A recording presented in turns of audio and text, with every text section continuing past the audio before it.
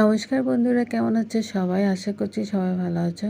সকাল সকাল আরেকটি ব্লগ নিয়ে চলে আসলাম। ব্লগটা কিছুদিন আগে প্রথমে চায়ের কাপ দিয়ে শুরু করলাম। সকালের নাস্তা হিসেবে আমি রুটিও বানিয়েছিলাম। আজকে যেহেতু এটা অনেক কিন্তু একদিন আগে ভিডিও, সেদিন আমাদের নিরামিষ রান্না ছিল।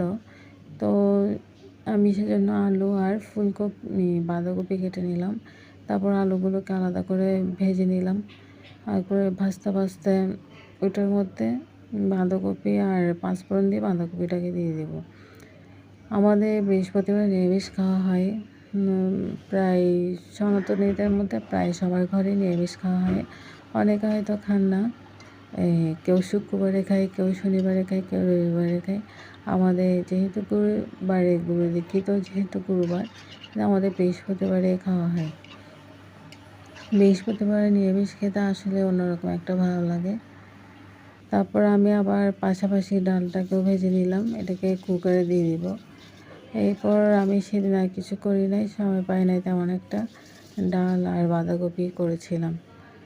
শীতের মধ্যে গরম গরম এগুলো খেতে, গরম গরম ভাত, গরম গরম তরকারি হলে আর কিছুই লাগে না। এটা যে তরকারি হোক, তবে একটু গরম হতে হয়, তাহলে আমার একটু ভালো লাগে, একটু খেয়ে শান্তি তৃপ্তি লাগে।